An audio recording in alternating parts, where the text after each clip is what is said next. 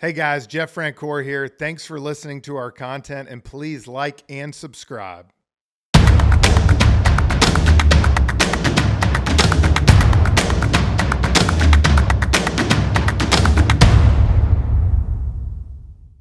Before we get to the podcast, if you have middle school or high school kids that play sports and you don't want to fundraise like me, we got you covered. My buddy Chris Carneal owns Booster. Chris?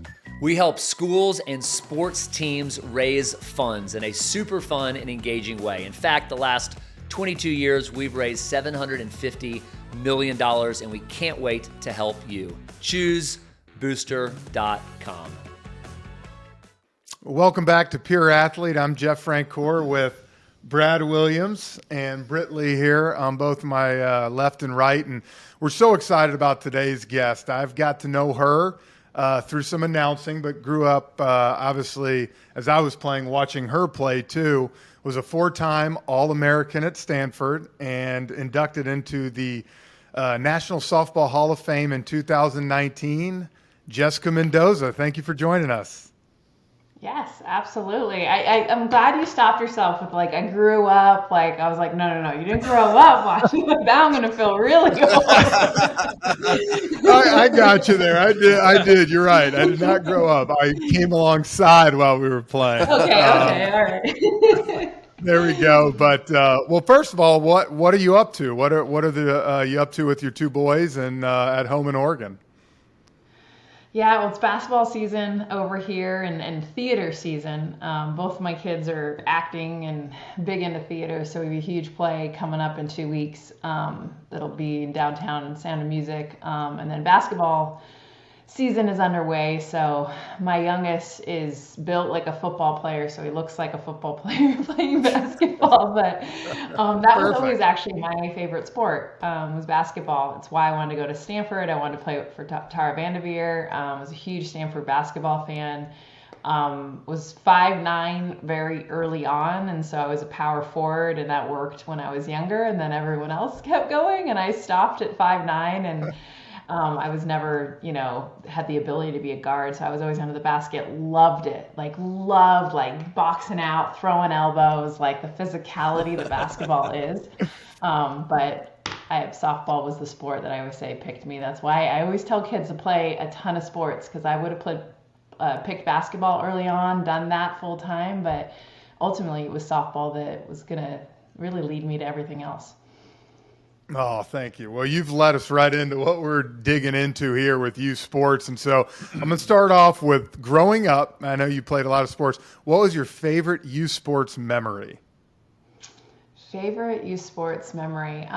Probably playing for my dad. And I say this now because when I was that age, and you're dads, you have daughters, you feel me, right? You have kids. We battled. Yeah.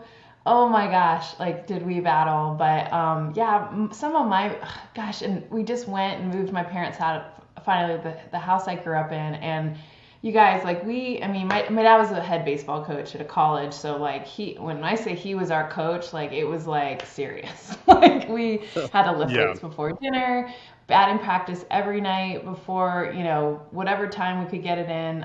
He made, so we didn't have a lot of money, he made literally from PVC pipe and this netting, this basically a backstop so he could pitch to us behind it and we wouldn't kill him, and we would throw it on top of our car and we'd hang out the windows to hold on to it and then drive down the road. And when we were moving my parents out, I went to that park that we're talking thousands of hours of batting practice and ground balls. And you know how it is when you're a kid, it just seems like this vast, huge field, and really all it is, it's just tiny little backstop. It's still there, just off one of those awful grass, growing every which way, and giant potholes. But oh my gosh, the memories of that field with my dad and my sister, and him just spending countless hours batting practice, and we'd rotate, and he would have different colored balls for different pitches, and we're I'm not even kidding, 6 years old, 7 years old, and we're learning how to hit changeups and different locations based on where the ball was. He was next level. But that's my favorite memory for sure, is playing for my dad and just those family memories. So when did you realize, was it 6 years old, or when did you realize you were pretty good at sports? Like, when did you kind of say, hey, I'm better than my peers, and this is kind of something that I take pride in? Yeah, Brad, that took some time. I was never super, like, I was never that super athlete, the one that, stood out. From a young age, I needed the help. That's why, I'm so grateful to my dad, because my little sister, like, she was a natural stud, like smooth hands, just had that ability. I always tell kids, like, I look like Bambi. I had really long, uncontrollable legs, like, was just super uncoordinated. And I would say, honestly, it wasn't until like college. I mean, that's what's insane. And Wow. that's why, my heart hurts for like early commits and like all this pressure now to like pick where you're going to go to school early, because for me, like, that wasn't an option. I wasn't that good. I had to learn, I had to grow into my body, I had to get stronger, I had to understand my strengths. But I always had the work ethic. And to be honest, Brad, like, I was so blessed to not have right away talent, because it always gave me that humility that I feel like I still have now, where I would call it humility / insecurity, where I was like, am I good enough? Like, I have to get better. Like, I got to go get after it. I got to go run. I got to go, lift weights. I got to go like work on hitting that darn low outside pitch that I struggle with. Like, all those things allowed me, then when the talent did catch up, the work ethic was already there. And it was kind of a perfect meeting of the two, for sure. So, Jessica, that's really fascinating, because we talk to a lot of very accomplished athletes like yourself on this podcast, and frankly, most of them were the stars from the time they began. So, and that's a lot of kids who are watching this they don't have that story. But I think what I hear from you is, you might say, don't give up hope, that you can still accomplish a lot even if you're not a star at 8 years old. No, and I think that's a benefit, to be honest. I'm happy that my kids aren't, even watching them play sports, you want them to have success, I guess, but I'm glad, like, when they fail sometimes, because it gives them immediate humility. Like, remember we were talking about, we need to go practice. Like, I always saw so many of my teammates that were definitely the best athletes, rarely did they put in the extra work. And that to me is a gift that I feel like I had, but I also was blessed with a coach as a father, even though I would never have called it a blessing growing up. But, I also had someone that consistently could work on my skills and my craft, and finally get me to a point. He even, honestly, as a left-handed hitter, sorry, I want to tangent this, because, and I don't mean to go totally in the other direction, but like, even when we were like little kids, like babies, he wanted to figure out what eye we were dominant. So my sister and I, he realized we were right eye dominant, and because he was a switch hitter, he had us hitting from the left side from like 2 years old on, because he always felt like whatever eye was dominant, you want that to be closer to the pitcher. This is like the family, to give you some insight. Love it.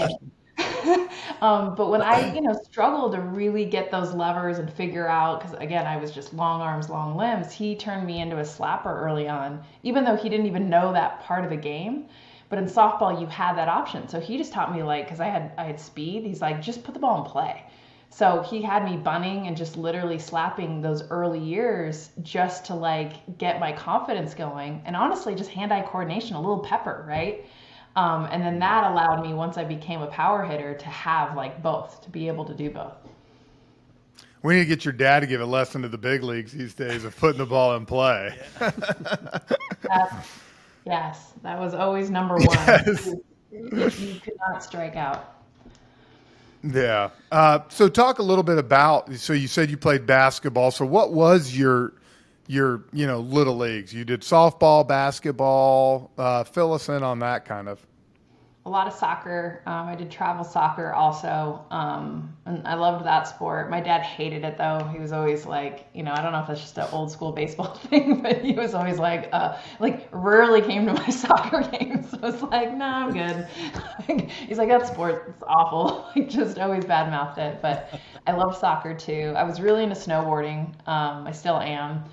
Always wanted to be a pro snowboarder, and it was right when we started to see women snowboarding in the Olympics, and it was something that inspired me, but my parents thought I was going to be a druggie or something if I ended up being a full-time snowboarder, so they wouldn't let me do like the Mount Hood camps in the summer and things like that. So that I was a big into that. Surfing, growing up in Southern California, my brother was a surfer, so I spent a lot of time in the ocean.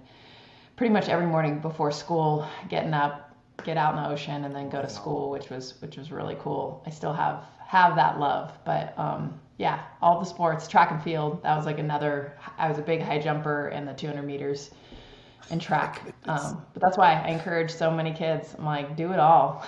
Because then you don't know, and they all helped me in my other sports. It's the perfect kind of cross training. I tell people my explosiveness from my legs as a power hitter came from basketball. Like I remember the feeling of just wanting to get up for rebounds and having to utilize those muscles to really find power, especially being a shorter forward.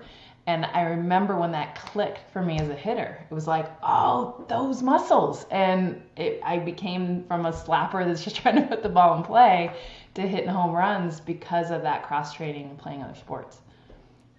Was it hard for you when you got to college to focus just on softball? Because it sounds like you did 10,000 different type activities, which is amazing.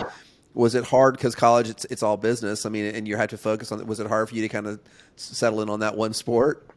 Yeah, so Brad, like 2 weeks into my freshman year at Stanford, and God bless my head coach at Stanford, because I was also a 17-year-old freshman. Not that it gives you an excuse, but you're already an idiot as a freshman. I was like even more so, like just should no business being in college yet at 17. But my dorm, like our freshman dorm, like head of like person, the RA that ran the whole dorm was actually the rugby team captain. For the men's rugby team. And when he found out I was a softball player, and I was always running the halls, like already just like tackling people, and he was like, you need to come out for the rugby team. And I was like, totally. So I tried out for the rugby team.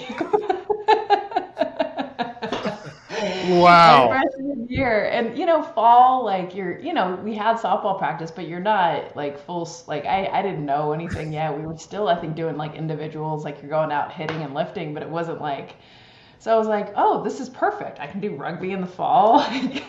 Didn't bother to let my coach know. Wow. And then I made the Yeah, I can't imagine he was happy.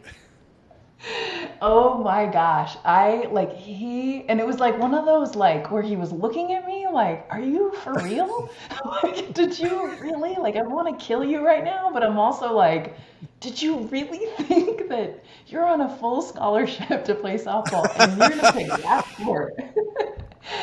And I just remember being an idiot at the end of all of that, like him being like literally ready to strangle me. And I'm like, so do I have to quit the team? Like, I was like, so what's the one? Like, Did you ever get to play a game? Did you ever get to play in a game at least?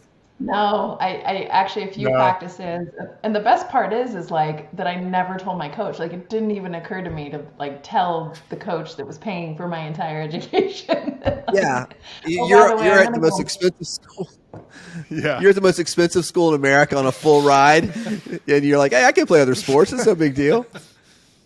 Yeah. And rugby. No, and I still snowboarded because we were like 2 hours from Tahoe. I can say all this now because you sign the contract where if you blow out, you're doing any other sports, you basically can't. But I couldn't stay away, and so I would go board every winter, just sneak up there. Even sometimes after practice, like we'd get done early, and I would jump in my car and my board and just head up to Tahoe for if we had a day, and go snowboard all day. So blessed that I was an idiot though. I mean, I'm hoping we all were, but I definitely was. Jessica, one of the things that we like to talk a lot about is the mental side of sports. And, you've been on a bunch of big stages and have had to learn to deal with pressure. Did that come easy to you? Can you just talk about your mental game and how you developed that? Maybe if there were some struggles, if there weren't, just can you speak a little bit about that? Yeah, no, that is number one for me, and I think more so now than ever. is the mental health of our athletes, and something that isn't practiced. When you talk about all the training that we do for the physical side of the sport, and shoot, we've got something for everything. But the mental health side is something that I feel like we still need. College athletes, high school athletes, obviously professional athletes. But for me, like, that was my biggest jumping point, is what I talked about with like humility and insecurity that really like drove me to work harder, also kept me back, because I doubted myself so much. Like, I always felt like I wasn't good enough, and I really struggled with that. And it wasn't until I was on the US team and I literally had a moment for it, where it was like, I was playing in the Dominican Republic, we're in the Pan American Games, and I'm batting third in the lineup, and we're a month away from the Olympic tryouts, the official, like, okay, you've been on the national team 2.5 years, but we all know, like, it's all about that team, right? The Olympics. And Yeah. I just kept thinking, how am I on this team? I got Lisa Fernandez hitting after. Like, I had Lisa Fernandez's autograph and her poster above my bed as a kid. Like, how am I on this team? And it was just this doubt, and like, I'm not good enough. How am I here? And I just remember like being in the batter's box, and literally I couldn't hit. And the competition and the Pan Am Games wasn't like great. Our biggest competition was Canada, so we're playing a lot of teams that are pretty much like giving us like batting practice type, those kind. We're beating them like 15-0, and I literally probably hit like $120 in that tournament, and it was all because the person I doubted was who I became. Like, all my doubts, everything, you're not good enough, you're not, all of a sudden that showed up on the field. And I even knew, I'm like, okay, I'm better than this. But I realized, shoot, like, all this negative self-talk, all of this, like, that has gotten me to work hard to this point, but there's got to be a switch where you believe you're meant to be there. It's okay to have the humility to put in all the hay in the barn and all the stuff, right? But to be able to have that point where it's like, okay, but now I've earned this. And now, like, being able to stare down a pitcher and knowing that you're better, knowing that you were meant to be in that spot. And it was hard. Like, it took me the realization that it isn't a switch, that you have to work on it. And I feel like, especially as women, and I'm not trying to genderize this at all, but we're constantly doubting the way we look. Are you smart enough? Are you pretty enough? Are you this? Like, there's just this constant like battering of being that perfect person. And I had to realize that my self-talk needed to change, that I needed to every day wake up, look myself in the mirror, and see a strong, badass, kick-ass, you're going to take on the world female. And that was that was a difference maker. That took me from a good softball player to one of the best. And it was all here. And it didn't happen overnight. I mean, I knew it in that tournament, and I still hit $120, because even though I knew I was better than that, I realized that I had done too much here to bring me down, and I needed to start to work on that as much as I was working on everything else. Did you, in that moment, did you have your parents or a coach or another girl on the team kind of help you realize that and help you along the way? Yeah, my coaches and everyone was always so positive and like, Jess, you're better than this. I remember my Olympic coach was always like, I wrote you third in this lineup because I believe in you. Like, Yeah. You need to believe in yourself. But honestly, Frenchie, like, it had to be me. Like, I was always surrounded with supporters, but if my own self-talk isn't positive and I don't believe I'm good enough, it doesn't matter what anyone says. I mean, I was on the team. I had accomplished so much already, but I still doubted if I deserved to even wear that uniform. And that was something that had to change. It had to come from within. And honestly, I think we depend too much on other people's, more so even now, social media. Like, how many likes? What are my comments? Like, it's got to be what you believe in yourself, as cheesy as that sounds. But like, until you can wake up every day and understand the person that you are and who you want to be and put out there, it doesn't matter what anyone else says. And that's something I had to learn. As much as I had a great support system, they weren't going to do anything for me if I didn't believe it. So Jessica, to make that transition mentally, I mean, was that just a decision and then a discipline for you every day to to set aside time to do the self-talk that you needed? Yeah, and you know what's crazy, Britt, is I still find myself needing that now, like being in television and working in Major League Baseball. Is it's interesting. I've tapped back into that of like really understanding. It's not even just like okay, you're great, you're awesome, like rah rah. It's not even so much that. It's understanding. Okay, honestly, like as a softball player, why am I good? Why am I here? Like, what are the skills? What are the, like, really diving deep to understand what's at the core of me and, like, what makes me good so that it's not just you're awesome. Like, here we go. That, at least for me, doesn't work.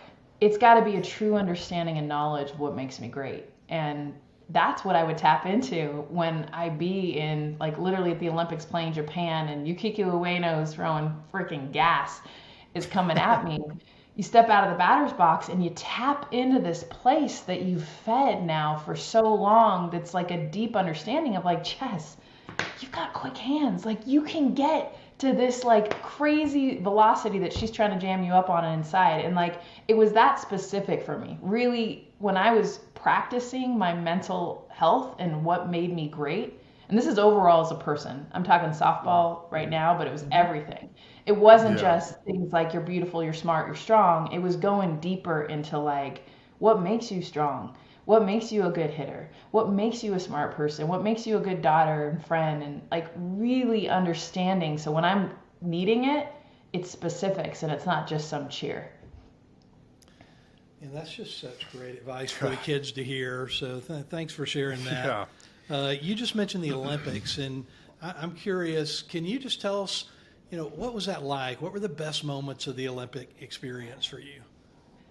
Oh my gosh. Honestly, for me, this is going to sound funny, but the number one, like living in the village and the dining hall, because I know it sounds food, but I'm such a like people person and I love traveling. And what's so cool is you have 10,000 athletes in the Olympic Village. You have more countries represented than the United Nations. And, in 2004, we had just declared war with Iraq. There was all this stuff happening. And, I'm graduating from Stanford. I would go, and I loved my team, but we had lived with them for a year. And I would go sit every meal with other countries. And I remember sitting down with the Iraqi soccer team. Like I would never have been able to fly to Iraq at the time, have a conversation. And I remember like they didn't speak English, so I had this Egyptian high jumper that came over and like helped. And like we had meals, and then I went back to their part of the village and we hung out and we were talking about like, yes, like what our countries and what was happening, but really like who we were as people. And, the Olympics, I know it comes across as like the one place where you can have like peace and have these, conversations that like we wish that through sport, politics could do the same thing. And you really feel that, at least for me. Like I'm not someone to stay in my own little bubble. Like I really wanted to understand everyone that was there around me and visit everybody. And when I say that, and then you go and compete, and now you've got USA across your chest.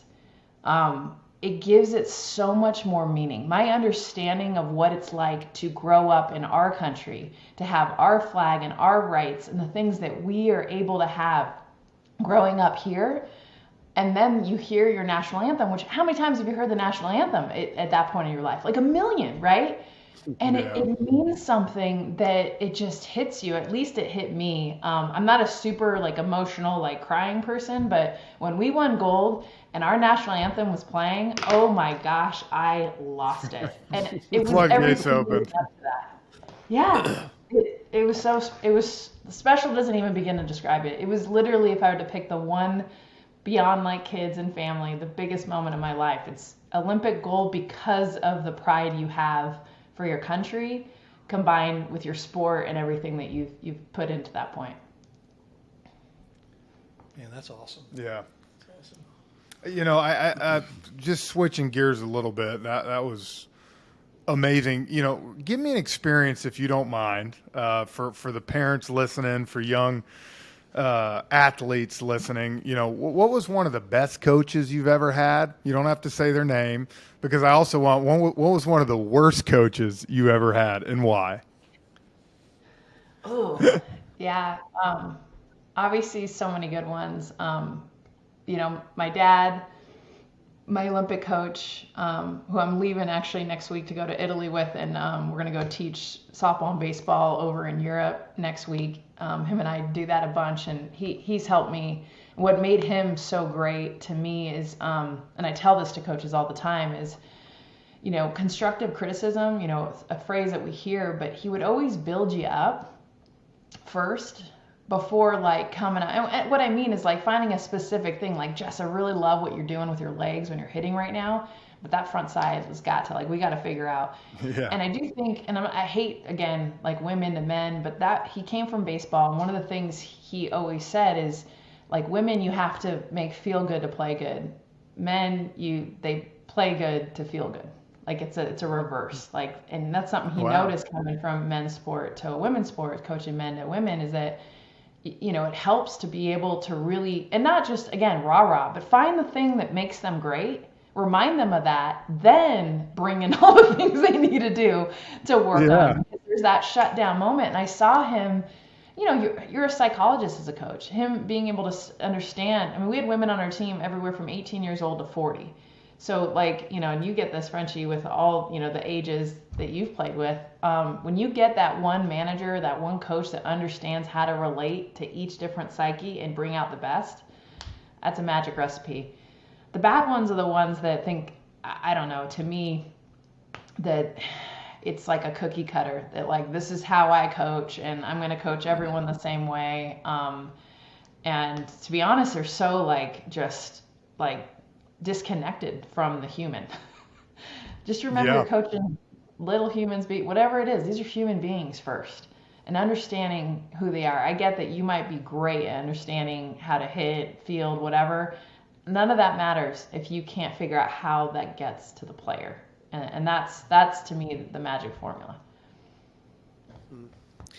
Jessica, there's like I won't say epidemic, but of mental health issues in high school and college sports with athletes. I mean, coming from that world, do you have any ideas of what, in your own opinions, of kind of what's causing that, and any suggestions on where we can go from here to make it a better environment for kids? That to me has, like, been my everything. Like, I just finished a book, What Made Maddie Run, which I highly recommend. It's Kate Fagan, who actually works at ESPN, wrote and dove into this family, Madison Holleran, who had committed suicide. She was a runner at Penn. And the book's been out for a few years, but honestly, like, I know in softball, we just had a suicide this last year. In college softball, coming from Stanford, we had a women's soccer player this past year. It's more and more and more. And being that I'm in the business, I felt like, gosh, like I had two teammates that were suicidal when I was at Stanford. I never really understood. And now that's not good enough anymore. I want to know, answering those questions. Why? How did we get here? What's going on? And how can we help? And so, I finished reading that book, which really gave me great insight. I give so much credit to the Holleran family for opening up, like, text messages. Like, here was Madison's entire life, how she got there, not trying to hide anything, so that we can better understand what is making these male athletes struggle so much. And it's worse now, and we hear a lot, about social media. That isn't the number one. There's so many other things that go into it, but it's definitely now fueling that fire that's already happening. The constant seeing, your friends on TikTok are doing this, and everyone else is looking like this, or they're somewhere without you, and this constant, like, I have to, every day I wake up, and how can I show the world that I'm doing something really cool, or that I look a certain way? It's a pressure that's impossible. I don't care who you are. You could be the most famous person in the world, and you're not going to be able to keep up with that every day. Already added to the pressures that we have academically, athletically, all those things. So to answer your last question of how we can help, is we need professional help. And I sit on a board with the Knight Commission that is actually now, with all the NCAA rules and changes that are happening, making sure that it's now going to be more mandatory that if you're going to be a Division I school, you need to have on staff a psychologist for every single team, so that just how we had trainers, a trainer that was seasonal, right? You had your softball trainer that also maybe did field hockey and other sports, but that same person that's taping your ankles, you need to have someone on staff that's being able to work with the mental health of these players. You know, that's strong, and it kind of leads me to my next question. You know, you've helped my 9-year-old daughter out with some mechanics and stuff that we've talked about. But, you know, so my daughter, she's watched a lot of film of you hitting different things we've done, but you got a lot of young girls, young women who look up to you. What would be your advice to them as they navigate their journey in Little League and through high school? That it's okay to stand out. I feel like there's a pressure to fit in, like to be like everyone else. And this goes for everybody, but I see it a lot with young girls. You know, you want to be like the cool kids. You want to blend. And oh my gosh, is the beauty and the magic in standing out. Finding what makes you different, what makes you unique, what makes you special is what you should own and what you should put out there. And to be honest, it's going to attract the right friends and the right people. And it's such a hard lesson because I think it's an easy default to just say, okay, well, everyone's dressing like this or acting like this, I'll do that, you know, and you can be more robotic. But one day you're going to wake up and realize you're not who you want to be. And honestly, you're going to hinder the greatness that's inside of you. And that goes for athletics. Like, it's okay to be the person that wants to stay after practice and work. It's okay to be someone, if you want to fist pump and be like, heck yes, because you're fired up about a great play. Like, be that person if that's who you are. But the more and the sooner that you can understand that standing out versus fitting in is where the magic happens, that is always my biggest advice, because it took me time. I wanted to fit in. I wanted to blend. I remember 13 years old hearing Dot Richardson speak, and this is going into your Frenchie like out. I felt like she was huge. Such a big role model for me. But I heard her speak, and it was after the '96 Olympics, and I was with all my BFFs, my softball team, really trying hard at that point to fit in, do whatever it was cool. And then she took that stage and got up there and was talking about winning gold in the '96 games. And she's like, Dot Richardson steps up to the plate, hits the game-winning home run. And I'm just like, oh, you know, she's an orthopedic surgeon, Olympic gold medalist. Like, I'm just like, yes. And her energy, I was like, oh my gosh. And I look around at these girls that I tried so hard to be like, and I'm looking at them like, gee, and they're like, is she wearing a scrunchie in her hair? They just immediately started like making fun of her. And I realized in that moment, I'm not like them. And that's okay. Like, I see someone that is speaking to me. And from that point on, I decided to own who I was and stop trying to be like everyone else. Man, That's great. that is powerful. You know, my last question, I can see your little guys getting up and speaking to little guys. I know you have 2 boys of your own now. And what is one thing or 2 things that maybe your dad or mom taught you that you want to instill in your little guys? What is one thing? Sorry. No, that's all right. Hey, It's real Enjoy life. those moments. yeah, I was going to say these 2 old guys don't get those moments anymore. No, you know, now that you got 2 boys of your own, what's 1 or 2 things that your parents instilled in you that you're going to instill in your boys? Gosh, I know for my dad's side of the family, you know, he comes from Mexico, huge Mexican family. Family's always got your back, and you know, I grew up with just a ton of it, like cousins, and you know, just there was a new family member every other day, you know, and I instill in my kids. We just got back from.